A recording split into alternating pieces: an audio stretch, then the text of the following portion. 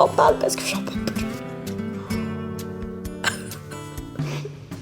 Coucou toi, comment tu vas? J'espère que tu vas bien, moi en tout cas ça va très bien. Cette semaine, je vais te faire une vidéo un peu spéciale car je ne vais pas te faire un tuto, je ne vais pas t'expliquer pourquoi et comment j'ai des gros seins car c'est la vie, c'est acté maintenant, c'est trop tard. Mais je vais te parler de YouTube, plus précisément des youtubeurs beauté parce que maintenant je fais partie de ces personnes officiellement. Je fais partie de la YouTube sphère, du YouTube game. Donc je vois un peu ce qui se passe autour de moi et il y a certaines choses que je trouve compliquées, que je trouve dommages, que je trouve un peu triste. Donc pour illustrer tout ça, je vais te parler d'un drama de youtubeurs américains. Propulsé par mademoiselle.com. Ça swing. Alors, pour te donner un contexte, tout a commencé avec Jeffree Star, Mani Mua et Lauralie. Ils ont chacun leur marque de cosmétiques, c'est des youtubeurs avec... Alors je crois que Jeffree Star, il tourne aux alentours de 10 millions. Ils ont chacun plusieurs millions d'abonnés. Je sais que Lauralie, elle tourne à peu près autour de 4 millions d'abonnés. Et en fait, à la base, ils étaient potes, hein, tu vois, potes comme toi avec tes potes. Ils prenaient des photos pour Instagram et tout, ils s'envoyaient des petits messages d'amour, tout ça, zarma, c'était cool. Et en fait, ce qui s'est passé, c'est qu'à un moment donné, ils ont arrêté d'être potes. Pour qui, pourquoi, pour qu'est-ce, on ne sait pas, car on ne saura jamais, car c'est entre eux. Mais ils ont commencé à s'envoyer des petits subtweets shady où ils disaient en gros que oui, il y a telle personne que j'aime pas trop. Oui, il y a telle personne qui a fait ça. Oui, j'aimerais bien que telle personne arrête de faire ça. Au bout d'un moment, bah c'était chiant, vraiment, arrêtez de faire ça. Envoyez-vous des textos, vraiment, pourquoi vous subtweetez? Tous leurs fans étaient pendus à leurs tweets, c'était insupportable. Donc ils ont arrêté d'être potes. Et cet été, ce qui s'est passé, et cet été, ce qui a provoqué la chute, c'était que Gabriel Zamora, un des potes de Mani et de Laura, qui eux sont restés d'un côté et de l'autre côté t'avais Jeffree Star seul tout avec son mec et sa famille. Sex proof. En fait, ils ont posté une photo où en gros ils sont avec d'autres potes et ils font un doigt d'honneur. Et les gens se sont dit ils font un doigt d'honneur à Jeffree Star. On le sait, on le sent. Et en fait, quelques heures après, sur Twitter, Gabriel Zamora s'est excusé de cette photo. Car il semblerait que des gens aient retrouvé des vieux tweets de lui où il disait des trucs pas très intelligents et pas très sympathiques. Donc il s'est dit, peut-être que je vais faire amende honorable, peut-être que je vais me calmer sur tout ce qui est embrouille avec des gens pour pas avoir de problème. Donc il s'est excusé. Il s'est excusé auprès de Jeffree Star et là, il a lâché une grosse bombe en disant qu'il était plus pote avec Mani parce que Mani était quelqu'un de toxique. Et tout le monde était là genre... Dun, dun, dun. Et en fait, les mêmes personnes qui ont déterré des vieux tweets de Gabriel n'en sont pas restés là. Ils sont également partis déterrer de vieux tweets de Lauralie. Il y avait comme un petit relent de racisme et de bêtises. Non, en fait, c'est la même chose. Un des tweets qui restera dans ma tête jusqu'à la fin des temps et qui est pas très intelligent ni très original, on va pas se mentir, c'est pour tous les noirs, remontez votre pantalon, comme ça vous pourrez courir plus vite que la police. Parfait, on adore. La horreur, stupeur, elle a perdu 200 000 abonnés en 48 heures. Elle a uploadé une vidéo de presque 5 minutes où elle pleure. Je sais pas si je dirais qu'elle pleure, car il me semble pas avoir vu de larmes, ou très peu. Mais je dirais qu'elle exprime des trucs. Ça. Des sentiments. Voilà. Je sais pas lesquels, mais elle exprime des sentiments. Est-ce qu'il y a des larmes de crocodile dans cette vidéo? Je te laisse te faire ton propre avis. Personnellement,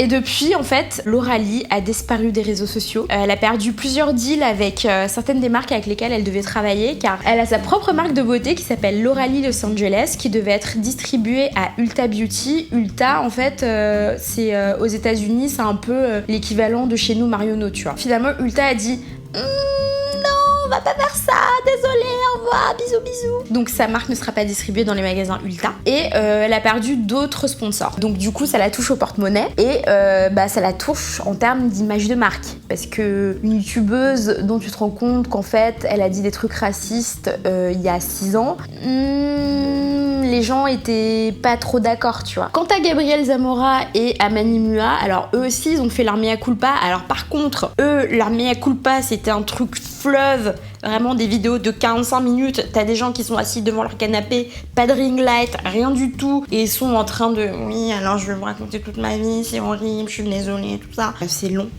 c'est long, vraiment. Eux aussi, je pense qu'ils ont perdu un peu, je pense que les gens sont déçus. C'est normal d'être déçu de ces idoles quand tu découvres qu'ils ont fait des trucs pas bien. Mais j'ai l'impression que en fait, Laura s'est pris le gros de la vague. Eux sont arrivés derrière, ils se sont pris un peu d'écume et tout, mais elle, vraiment, elle s'est tout pris en plein dans la gueule. Et je me demande si c'est pas symptomatique du double standard qu'il y a sur YouTube et dans la vie, hein, mais bon, ça c'est une question pour un autre jour, voilà. Et puis pour Jeffrey, Jeffrey il reste égal à lui-même. Il est sur une bonne montée, les gens sont là genre oh, Jeffrey avait raison depuis le début, vraiment ces gens sont horribles, vraiment, donc apparemment ils ont choisi leur camp. Et surtout, il a montré une autre facette de sa personnalité. Alors, est-ce que c'est ce qu'on appelle du rebranding? Je ne sais pas, car si tu n'es pas au courant, Jeffree Star lui aussi a été targué de racisme, de misogynie, tout ça, parce qu'il a insulté des femmes noires en les ramenant de manière très très peu polie au fait qu'elles soient noires et au fait qu'elles soient des femmes. Et souvent en fait dans les produits qui sortent dans sa marque, tout n'est pas très adapté. On sent que il fait surtout des produits qu'il aime lui. Alors c'est cool, sauf que lui il est blond aux yeux bleus. Voilà, il est apparu dans des vidéos en collaboration avec Shane Dawson où en fait il a ouvert un peu sa vie, hein. Il montre comment il vit, ce que c'est son quotidien. Et maintenant il est plus dans un truc où il parle de sa vie et des trucs qu'il a vécu et des leçons qu'il en a tirées en fait. Que je trouve positif parce que ça peut aider plein de gens comme lui, qui vont certainement ou qui ont certainement rencontré les mêmes difficultés et qui avaient peut-être pas des gens derrière pour les pousser, pour les aider et qui avaient peut-être pas aussi les moyens que lui il a maintenant. La dernière fois qu'on a eu des nouvelles de Lauralie, c'était le 19 août. La veille de mon anniversaire. Et depuis, elle a pas posté une photo sur Instagram, elle a pas fait une vidéo sur YouTube et je pense que c'est parce qu'elle se fait harceler. Sincèrement, je pense que c'est parce qu'elle se fait harceler. Je pense qu'elle doit recevoir des milliers, voire des millions de messages par jour, pas très sympa. Les commentaires sous ses photos, même d'anciennes photos et les commentaires sous sa vidéo où elle s'excuse sont sauvages. Vraiment, les gens ont zéro scrupule. Et moi, c'est le genre de truc qui me fait peur. Parce que je suis d'accord qu'on soit dégoûté de découvrir qu'une de nos idoles est quelqu'un qui a fait des choses répréhensibles par le passé et tout. Mais le truc, c'est que c'était il y a 6 ans. Moi, vraiment, il y a 6 ans, j'étais la pire des personnes.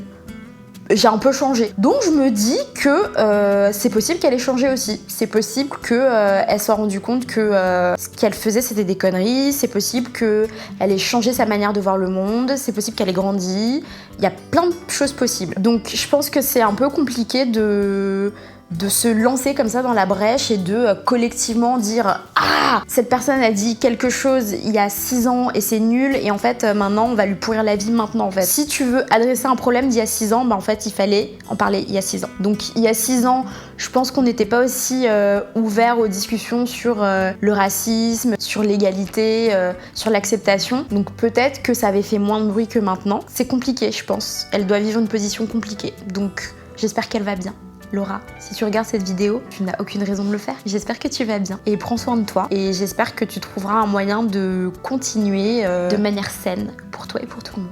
Voilà. Et du coup, ce drama-là illustre en fait quelque chose que je vois souvent sur les réseaux sociaux entre les youtubeurs, les gens de télé-réalité et tout. J'ai l'impression qu'il y a une espèce de culture du drama pour le drama, une culture de c'est quoi les bails, on veut savoir ce qui se passe dans leur vie, on veut savoir toutes leurs embrouilles et tout. Et en fait, ça reste des gens qui font des erreurs comme tout le monde, sauf que tout le monde les voit leurs erreurs. C'est-à-dire vraiment ils sont sous un microscope et tout le monde a accès à leur vie. Et certes, ils acceptent cette notoriété, donc c'est quelque chose qui va avec, mais est-ce que c'est à nous de les juger? Est-ce que c'est à nous de s'ériger en tribunal populaire? Je pense pas. Je parle beaucoup de bienveillance envers soi-même, envers les autres, et en fait ça s'applique aussi aux gens qu'on voit derrière leur écran. On n'a pas l'impression que c'est des vrais gens, et pourtant si, c'est des vrais gens qui se font reconnaître dans la rue, c'est des vrais gens qui ont moins de prise sur leur propre vie en fait. Donc quelquefois c'est voulu, et puis quelquefois c'est pas voulu, parce que je pense que quand elle a commencé sa chaîne YouTube, elle a commencé YouTube il y a très très très longtemps, au début de YouTube, quand il y avait les premiers youtubeurs. Elle faisait des petites vidéos dans sa chambre d'étudiante, donc elle n'aurait jamais pensé à l'époque qu'elle aurait la carrière qu'elle a maintenant. Donc est-ce qu'on pourrait pas se dire que si c'est pas quelque chose que tu peux dire à quelqu'un dans la vraie vie, face à face, tu peux pas le dire sur internet? tout simplement. Est-ce que on ferait pas ça? Moi je pense que c'est une bonne idée. Après, l'histoire ne dit toujours pas ce qui s'est passé entre tous ces gens et entre Jeffree Star. Ça c'est les vrais bails qu'on veut savoir parce que c'est important. Non, je plaisante. Moi je vis dans mon petit coin de YouTube où vous êtes tous trop mignons et vous êtes passablement gentils. J'espère que ce genre de choses ne m'arrivera jamais. J'espère que ce genre de choses ne vous arrivera jamais si vous êtes sur YouTube, que vous faites des vidéos ou que vous êtes créatif d'une manière qui fait que votre travail est diffusé à grande échelle. Et moi, ce que j'aime dans la vie, c'est l'entraide et les bisous. Donc faisons ça. Aidons-nous entre nous et faisons-nous des bisous. Voilà, je pense que c'est ça la solution. Voilà. Donc voilà. C'est un peu l'état des lieux. Voilà, je t'ai mis les différents pions, je t'ai mis où ils sont et tu regardes ce que t'en penses. Voilà. Alors j'ai l'impression que le YouTube game français, surtout niveau beauté, est un peu moins savoureux, je t'avoue. Mais est-ce que quelque part c'est pas mieux? Je pense que si. Moi c'est des gens que j'ai envie de regarder, leur créativité, j'ai envie de voir comment ils font avancer les choses. J'ai pas envie de les voir s'écharper à tout bout de champ. Si j'ai envie de voir des gens se battre, je regarde du catch, c'est très bien aussi. En plus ils sont payés pour ça, c'est mieux. C'est maintenant la fin de cette vidéo. J'espère qu'elle t'a plu, j'espère que tu as aimé cet environnement cosy. Où on est ensemble, toi et moi, on est là. Je te rappelle également que peut-être qu'on peut se rencontrer, car je fais des masterclass avec Mac. Oui, c'est trop bien, je sais. Je serai à Aix-en-Provence, à Montpellier, à Bordeaux et à Paris pour faire des masterclass avec les make-up artistes de Mac. Il y a à chaque fois 5 personnes qui peuvent inviter 1+1, donc ça fait 10 personnes en tout, et tu peux faire partie de ces 5 personnes. Il suffit de remplir le formulaire que je vais te mettre en barre de description, et tu dis pour quelle ville tu veux participer, et on fait un tirage au sort, et si t'es tiré au sort, on te voit un petit mail pour te dire « Hey, coucou, ça va ?» et tout, ouais, t'as été tiré au sort, viens, on va trop s'amuser. Ça va être si bien, il y aura avec moi Doro, qui va faire une chouette vidéo. J'espère t'y voir. En attendant, abonne-toi à cette chaîne, car je ne sais pas si tu as remarqué, mais on rigole, mais alors on rigole pendant des heures. On apprend des choses, et surtout, je suis une personne très sympathique. Mets un petit pouce bleu si t'as kiffé cette vidéo, et je te retrouve la semaine prochaine avec encore une vidéo d'une qualité incroyable. Voilà, je ne sais pas quoi te dire si tu ne t'abonnes pas, je ne comprends pas tes choix de vie. Bisous!